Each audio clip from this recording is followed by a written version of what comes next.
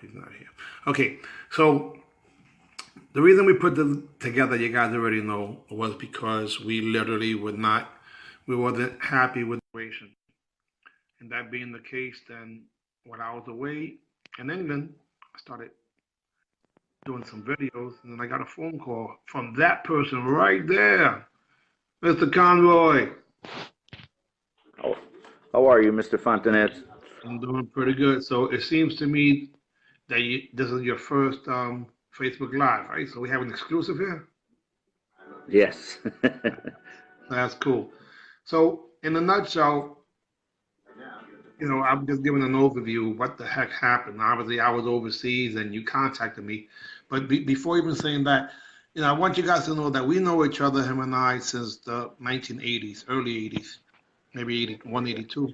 And throughout the years, a lot of people might be confused because Mr. Conway's been a coach for so many different teams, but the majority of the times in recent years that I've gone to NASCAR events, I actually was whoa, I hear background noise. The adult education classes near you. I finished. Whoa. Gone? Yeah. All right, good. Yeah, that's what happens when we're live. Anyway, so again, a lot of people don't realize that probably in recent years, I've probably roomed with you more than most people at even NASCAR events. Yes, sir. Yeah, which is interesting. But honestly, what compelled you to contact me while I was overseas, man? Because that was a pleasant surprise. But and I knew that you already had your stuff going on. But what compelled you then? Well, years ago, we talked about becoming partners and doing stuff with UMAN and PSKL, and things have happened, so it never clicked. And when I seen you over there with this opportunity overseas, and it's something I tried to do with the PSKL, but it's very hard to get off the ground. With this being off the ground already, I think it's a great opportunity, and I think that with the both of us, we can definitely make this work for sure. Well, I think it was. I agree, but it was shocking to me to think that they already had so much going on. Was that surprising to you? Yes, absolutely. Yes. Man, 27 countries that participated. And again, no disrespect to any organization that doesn't have those numbers, but those numbers have to be, they're impressive to say the least. Yeah, for sure. Absolutely. That intrigued me, and that made me wanna join and come and see, what we can do to look forward in the US for the sport. And guys, just so you really understand, Mr. Conway was already helping me 10 years ago when I had UMAN. I'm getting confused with the acronyms. UMAN, United Martial Arts, Unified Martial Arts Network. And, we actually threw a tournament in Puerto Rico that was a UMAN event, but it was actually run by PSKO, and you actually went to Puerto Rico, which was interesting. Our buddy there, Louis Fast Guy, Cruz. And that's, again, not normal, right? Normally organizations clash with each other, but we've always gotten along, even with our organizations. What the heck is that about? No, absolutely. I mean, if you can make it work, you should make it work. I mean, too many, I think too many organizations, they try to, keep it within, and it's really hard like that. And I don't want to use the wrong words. I mean, I believe in good in all of the organizations, and we're definitely not trying to reinvent the wheel. We are trying to maybe bring back some of the stuff that used to be, if that's the correct way to say it. But when it used to be, there seemed to be a lot more competitors. The competition did seem a lot harder. We used to go, even when we went 3 points, it was harder to get 3 points than it is to win a 7 point spread match. So Hey, so let's talk about a little history there because remember going to the Battle of Atlanta and they split the division in half? oh, absolutely, absolutely, yes. And there would be like Uh, 40 people in each one, and they brought it down to four or some nonsense. oh, absolutely. I Battle of Atlanta, U.S. Open. I remember fighting 7 fights in the U.S. Open. I lost my 8th fight and took like 3rd place. So I mean, it was unbelievable. The tournaments had so many people. And even in forms, right? The forms division, Oh yeah. if you did open forms or whatever forms it was, you would look down and the line was really long. So to take 8th place was like kind of cool. 8 from 40 something people or 60 people. Yes, yes, for sure. For sure. And I think it's hard for people to fathom that being possible. But let's think about this. If you take all these crazy divisions, and the reason I say crazy because you can do the same weapon form sometimes in 3 different divisions. But if you just had it in one, and you actually have more competitors there, it makes you appreciate more what you place. Because if you took first that day, oh my God. Oh yeah.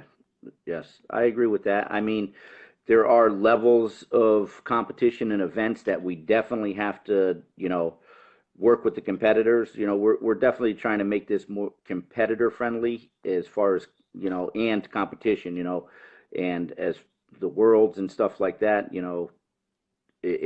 I just see the future being so bright and the divisions being, big in that because we have to find what I think what's going to make us so good and so different from everybody else is that we're trying to hit a different realm. We're trying to get the people that aren't competing right now. You and I talked about that. We're not looking to steal competitors or anything like that. We're looking to build our own brand in the US.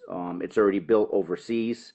Um, so I think that doing this here and working with you, the people that know you closely know that, you've had the most successful school at one point. You've done the rec suits. You've been not just one of the top competitors, the top competitor, ever coming out of New York. And if you just talk to your business sense is unbelievable and your drive when you get on something. So that's what makes me extremely happy to work with you because when I come up with an idea or you come up with an idea, I don't have to worry about writing it down and taking the time to go and do it because you just run with it, and so Hey, this that's is what's our great last about it. rodeo, baby, so we have no time to waste, right? I've been putting in 14, 18 hours days, and I think the so-called work that I'm doing is evident. And I appreciate that you noticed that because I know that this is not an easy thing. I mean, let's talk about that for a second because what we're trying to do right now, literally, is not easy, but it's possible. Oh, absolutely, for sure. Yes. You know, you're what we've talked about in bringing the business aspect into the schools because most of the top competitors not in the country, in the world, they don't have students competing, and we're trying to figure out why. How can we do that? How can we, you know, help people build their business and have successful businesses and also have good students and good competitors. Okay, so it's does competition ruin students? No, you have to train your parents and your students for tournaments. If you have a team, you have to separate that and work that within your school. Of course, every school is not going to have kids that want to compete are going to compete, but it's up to us to train people on how to separate that and bring these competitors, you know, out to these tournaments. If you have 100 students, there's no reason minimum you could have minimum 10 competitors to go to a tournament, And that's being conservative So, because if you take the 80-20 rule and you break that in half, that's 10 out of 100, which is fine. So if you have a 500 student school, you might be able to bring 50 people. And some of these, and just like what you said, some of these top fighters of yesteryear have had a hard time to bring students to compete. And honestly, we spoke about it. I don't blame them because the respect part of it alone, the students, they learn the student creed. And then when they go to tournaments, sometimes it could be a little opposite from what they used to. And again, no knock into what has happened. I get it. God bless them, best wishes. I think there's enough space for all of us. We're going after a group of people who have been in dormant state for a long time. But at the same time, I believe that they really do have quality. Like my student Mighty Joe cannot teach anything but what the hell he knows. And you and I both know that's one of the baddest freaking fighters probably ever in any form of rules. Oh, for sure. Absolutely. Absolutely. And, and it's, it hurts me to not see even a lot of my own fellow teammates being on Paul Mitchell, not having a Pedro Xavier school out there, and not having an Alberto Montron school out there, not seeing Joe Pina around anymore. He took a different avenue with the Taekwondo, which is fantastic with the Olympics and everything like that. But these are people that even instructors like Tokyo Joe, Hey, Stingo. My Stingo Garcia, Now let's stop for a second. Let's stop for a second. How many students approximately, and be conservative, you think they'd have collectively? Oh, shoot, we're talking probably at least probably 2,500 to 3,000. So imagine using the 10% ratio there, how many competitors these people were able to bring. But now when you combine the business structure, it makes a little more business sense, huh? Absolutely. Yeah, and that's what's going to separate us, I believe, from the others, is educating on having successful schools and having competitors also, and not having that stereotype of, oh, competition room students. You had one of the biggest schools ever, over 300 competitors, okay, and you had a ton of competitors. You had your own team, totally awesome. I used to go to a tournament and fight two or three of your guys in a tournament. It's Joe Pina had a slew of people, every one of them good out there, competition. His school was big. I'm still going. I had a ton of competitors throughout the years. So we're gonna do our homework and figure out how to draw this in, and how to convince these people that, hey, this kept us around, this kept us going. Competition really kept myself going, and kept me involved in the sport, and it helped me still keep my students up to date on what's going on today. What's interesting, and we spoke about it briefly today, but you and I are definitely two people who pretty much have kept ourselves involved. Now, I did it in the capacity of rec suit Farley, vicariously. Then I popped up and competed. You did it more as a coach in recent years. But when it comes down to it, most of our peers have disappeared, man. We're some of the few left in leadership positions. Isn't that true? Oh, absolutely. Yes, it's true. And we have to figure out why. That's my big thing is, why? And is it just that, why did we stick around? Believe me, going into coaching I'd much rather have been fighting. Coaching is hard. Let's be fair here. You just said that, and that's really, really ironic, because today I was saying, I don't want to do this. This must be done. I'd rather be competing in this. But no one took Yes. it at the level I think it was possible, because we were already in the Garden. We're already on ESPN TV. We're already in the Wembley Stadium, and so on and so forth. Let's keep it real. You and I, as competitors, had an opportunity to literally get away from the so-called ghettos of the Bronx and Connecticut and what have you, and travel the world. Let's talk about that for a second. How many places have you been to from a competitive standpoint? Listen, I'll be honest with you. People look at Connecticut as, oh, Connecticut's a nice place, this and that. I didn't come from the nice place of Connecticut. I came from Fairhaven in Connecticut, New Haven, the Hill section, which were very, poor sport. They call it the hood today. Right now we just call it ghetto. It's called the hood. It was called the hood back then too. And if it wasn't for being picked up by Spider Brand and Paul Mitchell, I probably never would have left Connecticut. We had no money. We were we didn't have anything, so thank God for martial arts. It kept me, probably, off the streets alive, and to Same thing see, here. see not only other countries, but shoot, just going to another state was a big thing for me when it Huge, first happened, huge. you know. Hey, let's talk about this for a second. Quick thing, because a lot of people, again, in recent weeks, I think I've exposed a lot of history that people just don't know. I've interviewed quite a few people. We're going to continue with that because it's important that we know our stories. But you said something that I think was so cool, because we all wanted to be Bill Superfoot Wallace, and we have great relationship with him, obviously, in different levels. But you mentioned something in 1987. Something happened to you that changed your idea of what would have been your competitive career. What was it that happened? Well, our school, JKD Karate, was a big, like, we used to do a lot of kickboxing and boxing and things like that, and you go get beat up for nothing. And 87 was my first big tournament win. I won the I was a super lightweight at the time, and I won the New England Open. They used to call it Superstar Showdown Whoa, at okay, that time. let's stop that for a second. Guys, listen closely. Each event literally had two versions of it. The daytime eliminations where the masses were at, and then a separate nighttime show that was labeled something different, and you used to get media there because the Boston Herald used to be there, and a whole bunch of other groups used to Yeah, be there too. Sometimes politicians and even other athletes that might have came in there. Isn't that true? absolutely, yes, sir. Yes, People and just don't know you that. know, no, I mean, the tournament was a huge tournament always.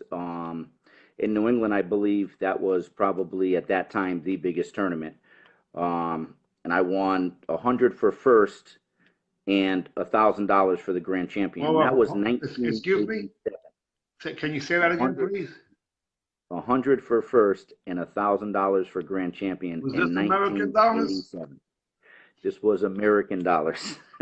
Isn't that just about what they give today if you're lucky? Yes, sir. Yeah. Now, that same hundred and that same $1,100 back then bought a lot more food, I believe than it would today, huh? Or sneakers. Oh, for sure. Yes.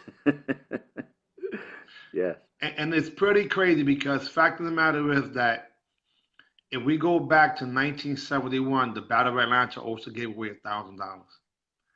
And of course, that was not the norm at the time. It just started a new standards. But what I'm saying, guys, is this: and it's not about the money, because, in all honesty, all our experiences supersede any income that we ever made. I mean, because the hours that we put in, even in competition, you probably, maybe you made $1 an hour, but still, isn't that true? I mean, let's think about that. How much we've invested in Oh, this.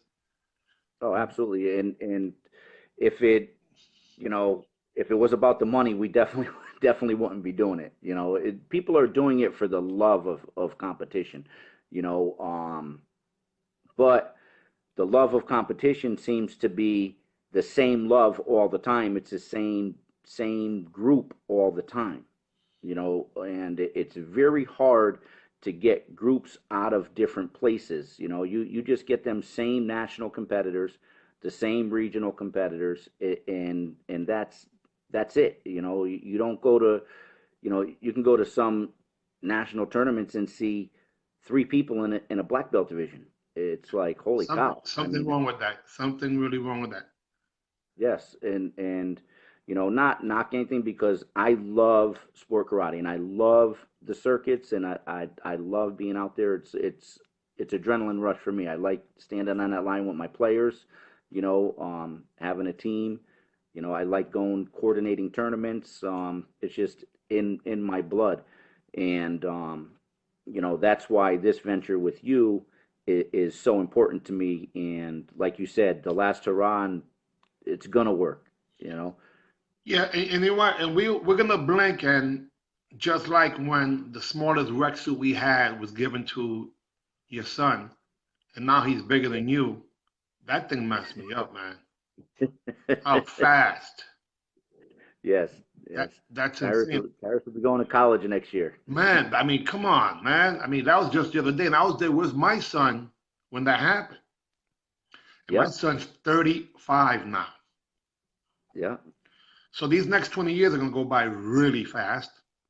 Well, that's the whole thing. I mean, and it's I don't want to say I'm afraid of it. I'm excited about it, but you do worry about it because in 5 years we're going to be like, holy cow, we got to do more, and then you're right. Them 20 years are going to go by fast, and I've always said, as long as I can make an impact in this sport, my job is done. And I think this finally I found the way to make an impact in the sport. I was the first one to break away from a regional circuit that is very successful, been around forever, and do my own thing for over 15 years. And, Okay. and for whatever it's worth, guys, just so you know, it's not like he did that and they didn't want him to be participating because they wanted you to participate. Because for whatever it's worth, you're one of the prince in the whole group, and these guys were like, no, no, no, no, you can do it with us, not,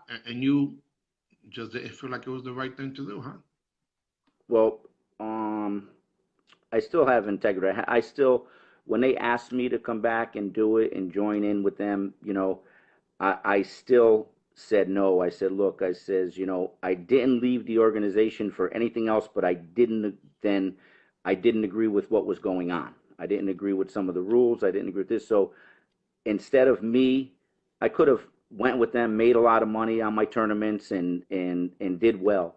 Um, but I'm the kind of person I still have to look in that mirror and say, hey, you know what? Are you happy with what you're doing really? And that's why when I seen this and I seen you out there, I says, you know what, this can really work. This can be the thing,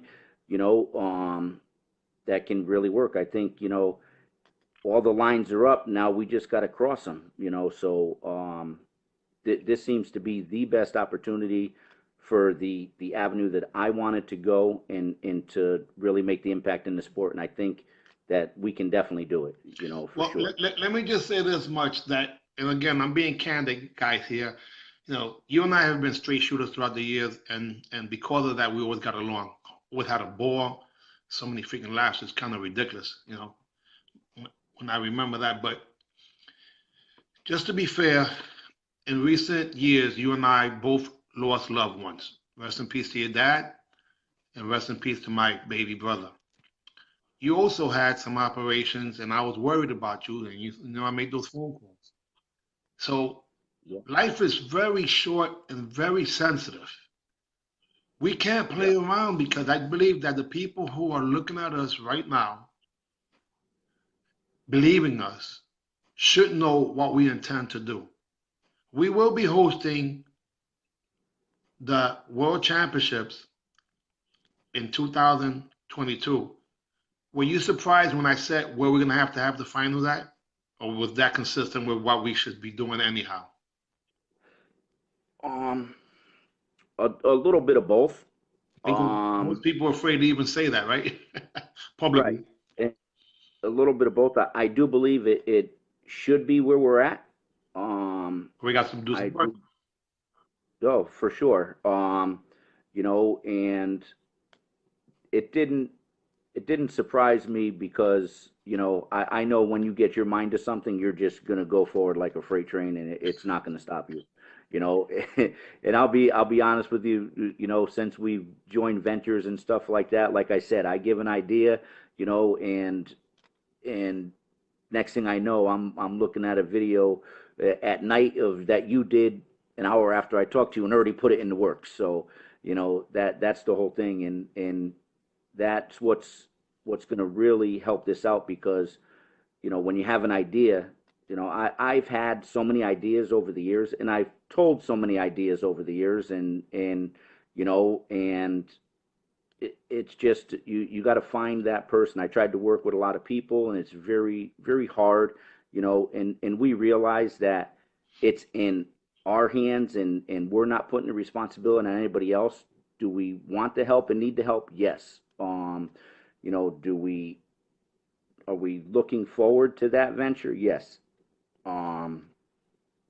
It's but the main thing is it's in our hands, and and we have to accept that responsibility, which we talked about, and and you know, that's the biggest thing right now is trying to get everything that we're talking about up and running, and everybody, if I had it's like when you open your school, if I had $1 for everybody said they were going to join my school when I opened it, I'd be more rich than the students I had in my school.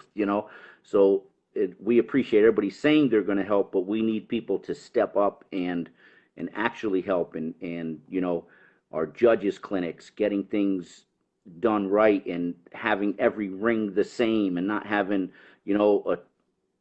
a out of bounds over here is a warning, out of bounds over here is a point, simple things like that, and educating, our judges and our students a lot better on what's going on in the sport. So, So it's I event. noticed, and again, we all in unison with that.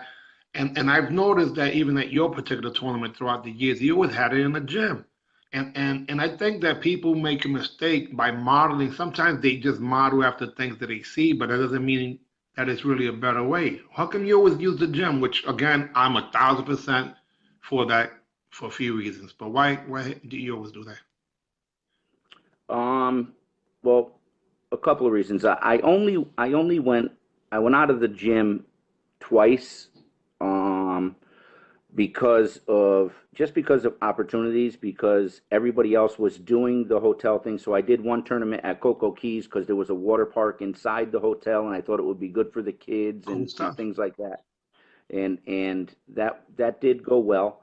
Um, and then I had it at the Europa Super Show for a couple years, which was, they had contacted me, and they wanted me to run an event inside their Super Show, which was bodybuilding, powerlifting.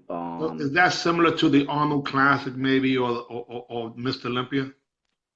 Oh yes, yes, yes, absolutely. The Europa Super Show is probably, you know, I don't know if it's bigger than the Arnold Classics, but it's huge. You're talking, when they had it in Connecticut, you're talking like 50,000 spectators throughout the weekend. So I mean, it's a big show. The vendors, they have Naga, they have a lot of different things going on at the same time. So that was an opportunity for me to do that. So I did do that. But one year I did tell them, hey, look, I do need the bleachers. It's hard, and they brought in a section of bleachers for me. Cool. So that was a good thing. Now, but why Um, did you do that? Because again, I think it just makes sense from a spectator standpoint. Was that is that the reason? Yes, definitely for a spectator standpoint. It's very hard. When you're, especially when you're level, it's very hard to see what's going on.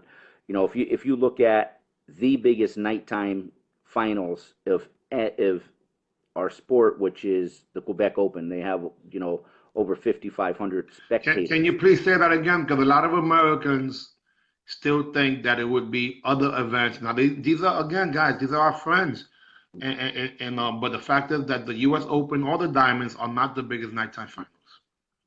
Oh no, definitely the Quebec Open is by far, 5,500 spectators. I remember we were sitting at the VIP table, and my wife turns and she goes, "They got a recording of people yelling and screaming," and I'm like, "No, that's the people really yelling and screaming." It's like she thought it was actually coming over the loudspeakers and you Wow, know and everything, but it's set up in bleachers in a college, and it's interesting. just so, yeah, I mean, can you imagine having 5,500 people on the floor?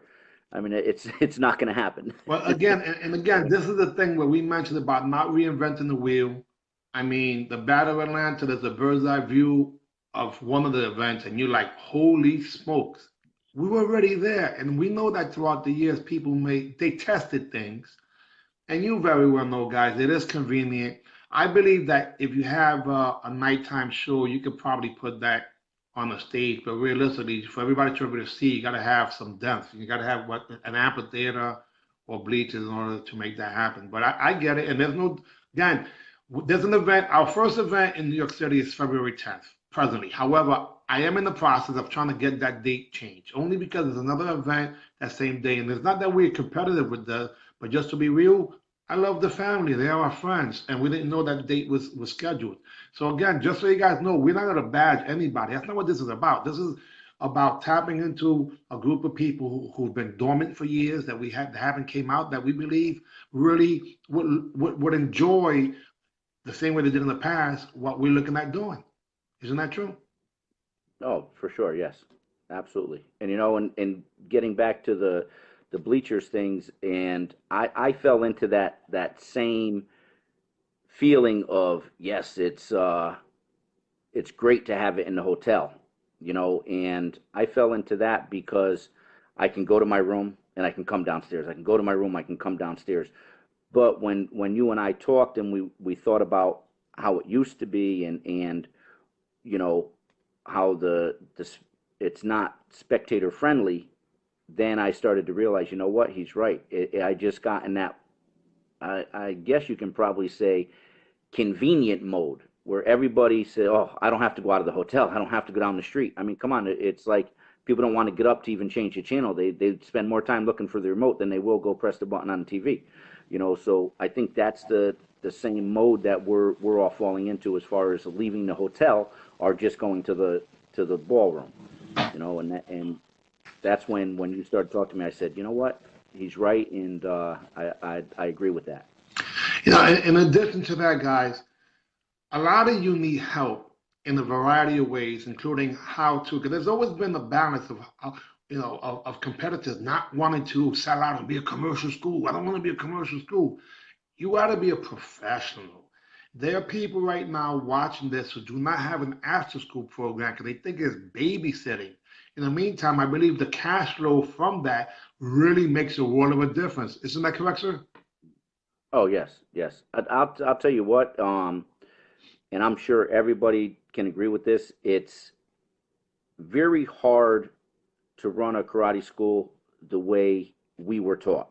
It's very hard to yell at a kid, get down, give me 20 push-ups, do it's parents pull them out. Parents, they want to sign their kid up for discipline, but as soon as you discipline them, a lot of them get mad and they pull their kid out. As soon as you make their kid do push-ups, oh, it's too hard for them.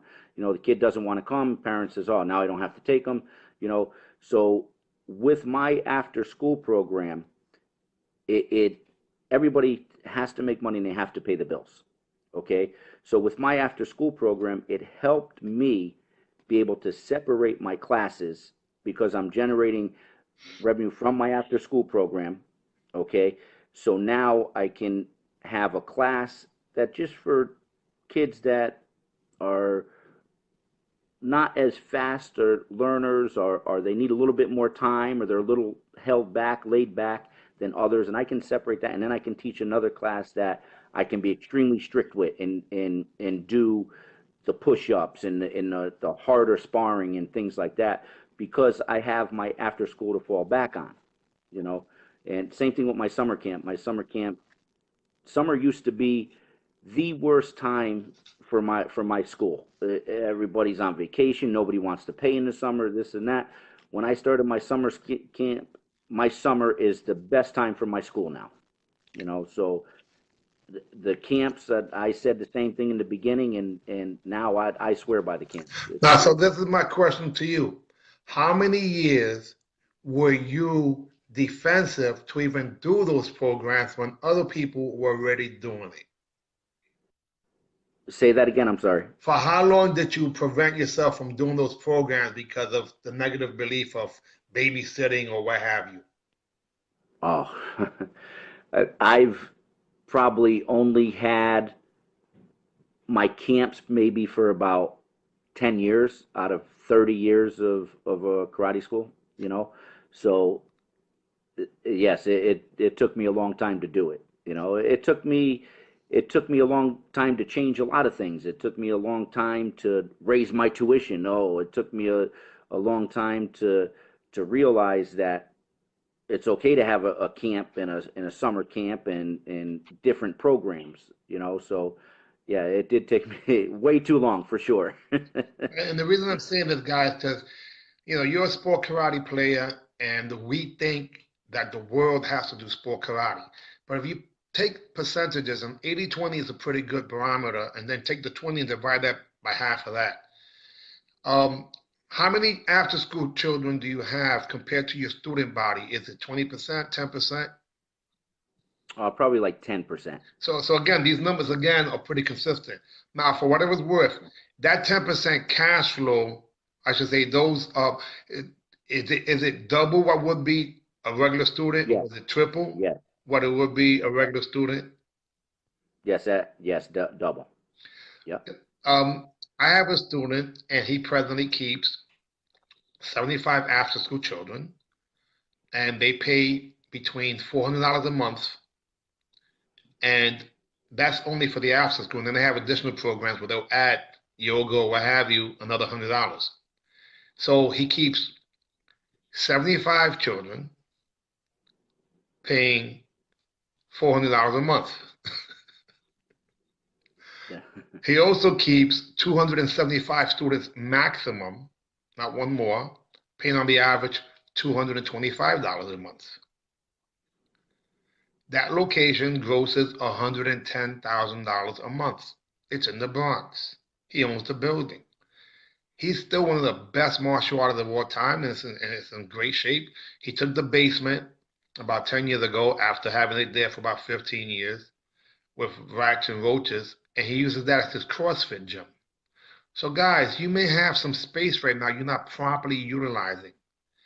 But there are techniques that we're going to share with you, even when it comes to merchandising. I used to pay my rent twice a year with merchandise, and the biggest time was Christmas. When I created the rec suits, it wasn't for the karate class. It was for the children and parents and myself and staff to wear clothes down the street for branding purposes. So again, just being involved with us, you're going to learn so many ways to increase your bottom line.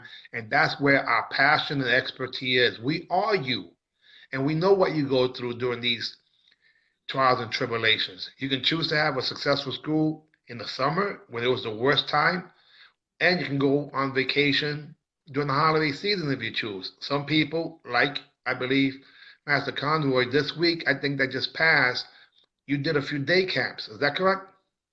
Yes, sir. Yep. And people don't even know what that is. Let's go over what that is. What's a day camp?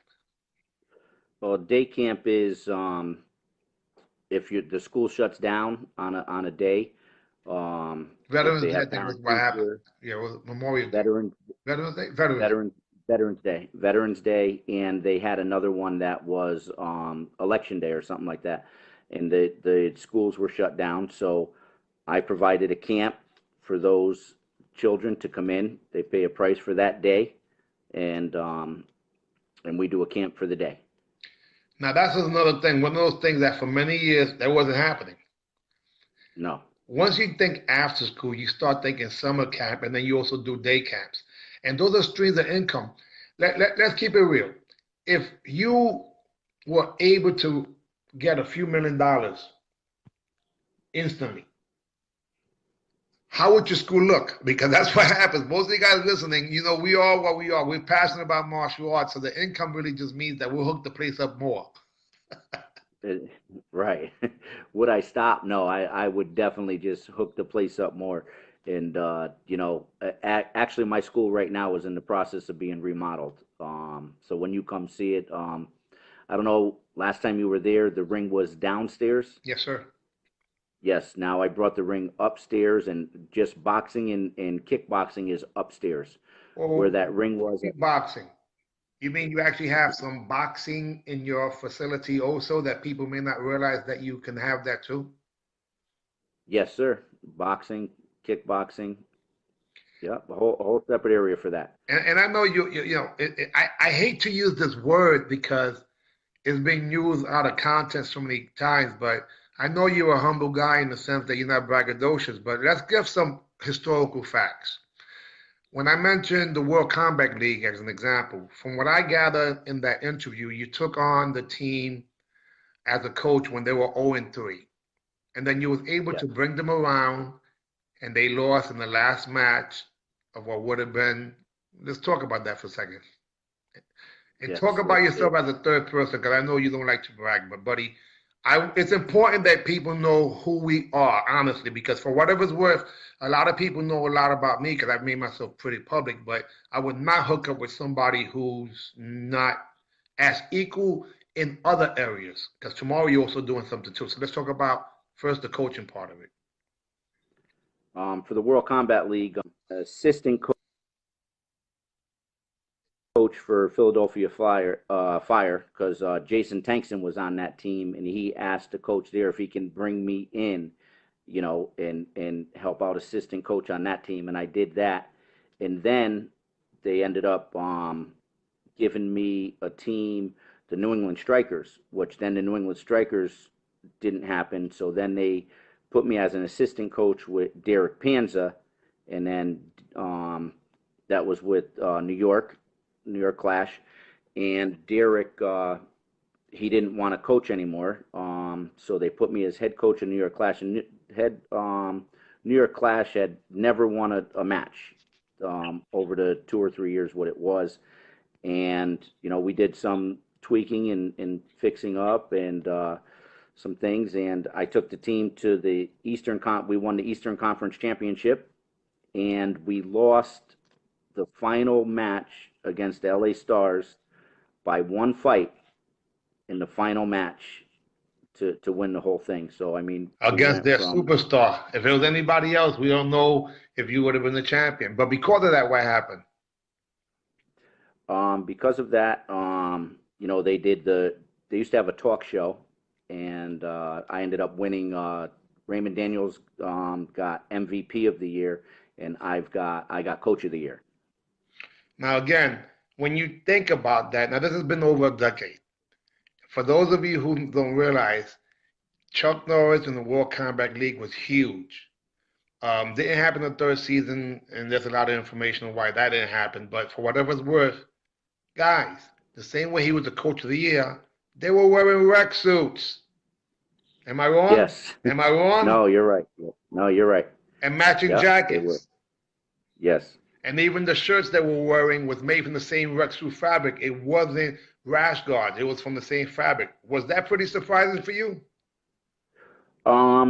Yes. I mean, I do remember. I believe I was in Texas at the time. Were we? No. Yeah. I think we were in Texas at the time, and I just happened to be in the back filling out my licensing and my papers and stuff, and the order. And I heard somebody saying, "Oh, the order of rec suits is here," and I'm like, "Oh, the order of rec suits." I said, "We're using rec suits now," and I'm sure somewhere in my closet, I definitely somewhere have a rec suit New York Clash top for sure. So I mean, that was pretty surprising to me, But at the same sense, like I said, it's like what we talked about with the venue. It's like I was surprised, but not surprised at the time because like I said, when you're reaching for something, you're going to get it. So. And again, guys, we're not bragging because it's just a fact. Every week we were on television with the rec suits, the same way when they were in America's Got Talent with Team Sideswipe. And the reason why the rec suits were put into season 2 and didn't have the name rec suit on it was because season 1 was sponsored by another group, and season 2 because most of the champions that were on the WCL were from Point Karate, and they're the ones that said, "We want rec suits," and they paid for them. Yes. That created a big problem with the other company because the other company was giving it to them for free, and they paid for hours. So, again, guys, quality is something that's extremely important. Let's backtrack a little bit more. Before the WCL, you was also coaching a team, and this team in particular was funny because you mentioned Jason Tankson Borelli, and he ended up being in love with Rexu so much I think he went to a club with it. But let's talk about CJB for a minute. I don't think he took that thing off for like a year and a half. Everywhere he went, he had it, right? Even though that he wasn't supposed to be in the club with that. Yes. I mean, and imagine how I felt. I mean, honestly, to have people come to bat and say, no, no, we want red suits. Or even, someone like Trevor Nash was interesting because he didn't want to wear red suits at all. Because he said that it was going to be irritating to his skin. And then, as it turned out, even when he got onto another team for a few years, he won the Diamond Nationals, and he always snuck in the red suit pants, even though it wasn't part of the team uniform any longer. Yes. And guys, that's important because quality, honestly, is absolutely what we're looking at doing. The joint venture deals that we're going to do with the school owners is unheard of. No one's ever done that before, but it's the right thing to do. Let's talk about that for a second. Yeah. Like you said, with the helping them with their business and promoting them, if they're a member of WUMA, they're school members. Just the instructors will have access to this site and be able to go over different business tips and learn how to run their school and billing and after school programs, summer camps, anything they can, Christmas sales, all of that. Right. In addition to that, they'll be in what's considered a joint venture program where they'll benefit from every competitor from their school and even spectators. Yes. I mean, come on, this is really unheard of. It's like taking three companies, combining them. Am I wrong? No, you're right. And all of us, I mean, a lot of people say, oh, I don't want to leave my school because I'm not making money. Even if a person is going to a tournament and making a couple $100, you were making zero before. Okay, you were spending money to go. You're making a couple $100 to bring your students to a tournament. You bring spectators. You can go from anywhere from $100 to $800 a tournament. Easily on bringing spectators and competitors.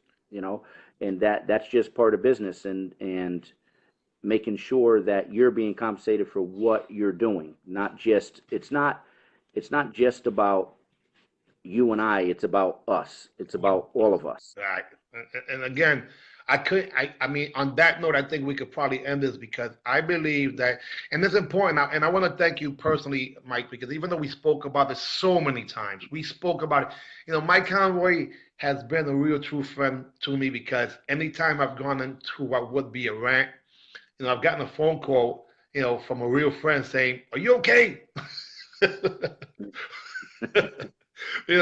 And I really appreciate that, guys, because Mike, because when it comes down to it, all we want to do is better. We want to leave the schoolyard or the place better than when we were. Man, I'm getting emotional, guys, and I don't want to. But the fact is that I can envision the future. You made a statement that I want to completely share what it was, but you said something that you saw you and I back to back in a magazine, and that right there got me pumped, baby. You mentioned, without saying the magazine, but you did mention a dream. Didn't you say that? Yes, sir. Yeah, I had it in a dream. It's going to happen. It's going to happen. I believe that. Well, any last parting words or anything you want to add to so far, what we've done so far? Because there's been quite a few things behind the scenes, guys, believe it or not. Yes. The only thing that I can leave off with is I made a change years ago, and don't be afraid to make a change and to make things happen and try to do things differently. Open up your minds and you'll be surprised how successful and how different and how much better it can work, and just try. Don't just close your minds to competition or to business help. We're here for you guys, and in the competitor sense, the coaching sense, and the business sense. So I think it's going to be a great venture. Well, I will have to agree with you with that, obviously, because we're making a public commitment to do that. But the thing I believe that's really also been a little emotional to me is the quality of the people who've reached out to us. And when that happens, I call you, and it's pretty surprising the ones who have already reached out. Isn't that true? Yes, for sure. Yeah. Yeah. So you guys don't know what's coming, except I can tell you it's with good intentions, options to make sure that all of us take things to a whole other level. On that note, formerly from the Bronx, over in New Jersey to Connecticut, when I say AB, you say see ya, sir. AB, See ya. we out of here. Thank you very much. God bless.